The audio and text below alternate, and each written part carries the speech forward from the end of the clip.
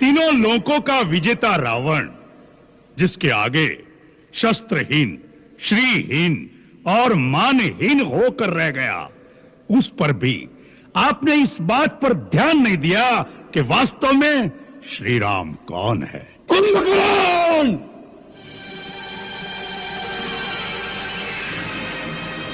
शत्रु को श्री लगाकर संबोधित मत करो। महाराज, आंखें बंद कर लेने से सूर्य का प्रकाश लोप नहीं हो जाता। जो तीनों लोकों के स्वामी हैं, स्वयं श्रीमान नारायण है, उन्हें श्री राम ही कहना पड़ेगा।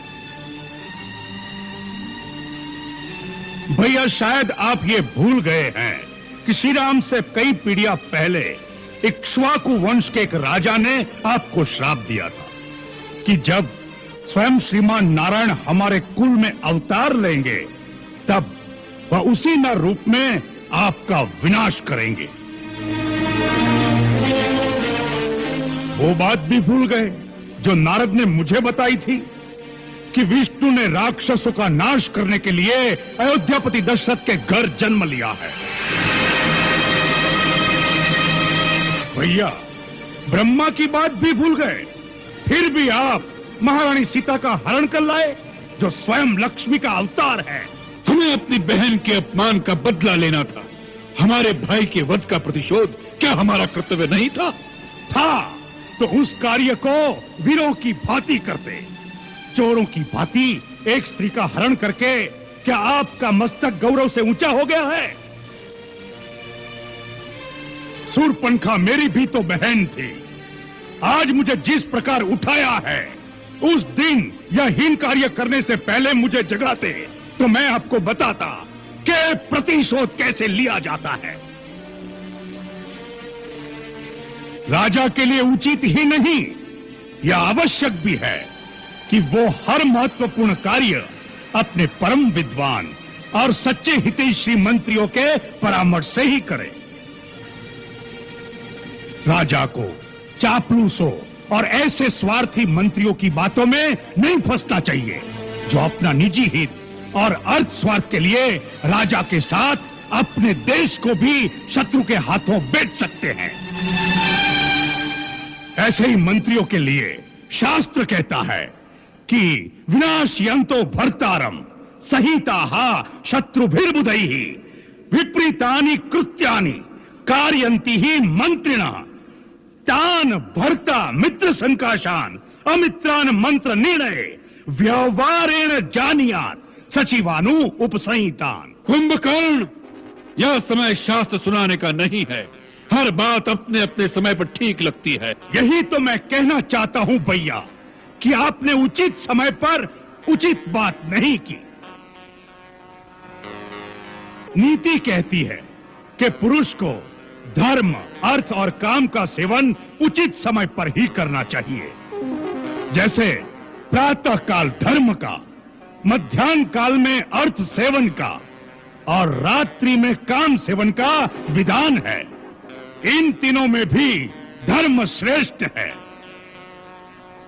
अतः जहां अर्थ और काम का सेवन धर्म विरुद्ध हो, वहां उन दोनों की उपेक्षा करके धर्म के अनुसार ही चलना चाहिए। सीता का हरण करते समय आपने धर्म और अधर्म की बात नहीं सोची। मंदोदरी भाभी और विभीषण की नीति और धर्मयुक्त बात नहीं सुनी। केवल अपनी काम वासना की पूर्ति का बहाना ढूंढा है आपने। इसी का यह फल है जो आज सारे लंकावासी भोग रहे हैं। एक गुरु या आचार्य की भांति हमें उपदेश सुनाना है तो जाओ, जाकर फिर से सो जाओ। हमें तुम्हारी कोई आवश्यकता नहीं है। यह समय है संकट का। इस समय तुम्हारा क्या कर्तव्य है वही बात करो। मान लिया हमने भ्रम से नारायण को नहीं पहचाना, मान लिया अपने चित्त के मोह में एक स्त्री का हरण कर लिया, मान लिया अपने गौरव और अहंकार में हमने किसी का परामर्श नहीं सुना। इन सब बातों की चर्चा करने से इतिहास पीछे नहीं मुड़ जाएगा। जो बीत गया बुद्धिमान उसका शोक नहीं करते, भविष्य की चिंता कर्मयोगी नहीं करता। इस समय इस क्षण क्या करना है उसका ही निश्चय आवश्यक हो जाता है। तो निश्चय कर लो कि तुम्हारा अपनी जाति के प्रति, अपने भाई के प्रति कुछ कर्तव्य है या नहीं। तुम हमें शास्त्र सुना रहे थे। अरे शास्त्र में तो यह भी लिखा है कि यदि भाई ने कोई पाप भी किया हो, वो अपराधी भी हो, तब उस संकट में जो उसका साथ दे वही भाई कहलाने योग्य होता है। अपराधी को तो शिक्षा सभी दे सकते हैं, परंतु भाई वही है जो संकट में साथ खड़ा रहे, सहायता करे, शिक्षा न दे। ससुहृदयो विपन्नार्थम दीनमभ्युपद्यते सबंधुर्यो अपनितेषु सहायायोपकल्पते। सोच लो, रावण के कारण ही सही, परंतु रावण के साथ राक्षस जाति का विनाश हो जाए, यह तुम्हें स्वीकार है या नहीं? तर्क का समय नहीं है।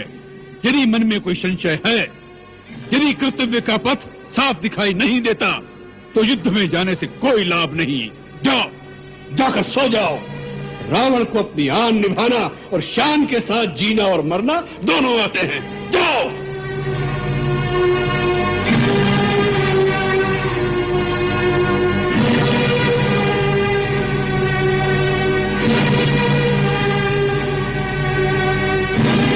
भैया, आपने मुझे ठीक प्रकार से समझा नहीं।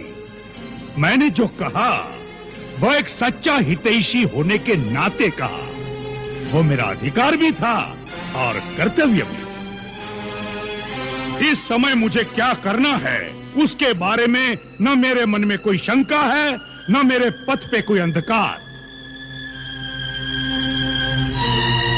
मैं तो छोटा भाई हूं और छोटे भाई का एक ही धर्म है। जब तक वो जीवित है और स्वस्थ है, तब तक बड़े भाई को कोई भी कष्ट नहीं होना चाहिए। उसके जीते जी यदि बड़े भाई को चिंता रहे या वो संकट में आ जाए, तो छोटे भाई पर धिक्कार है। छोटा भाई मित्र भी है और सेवक भी है।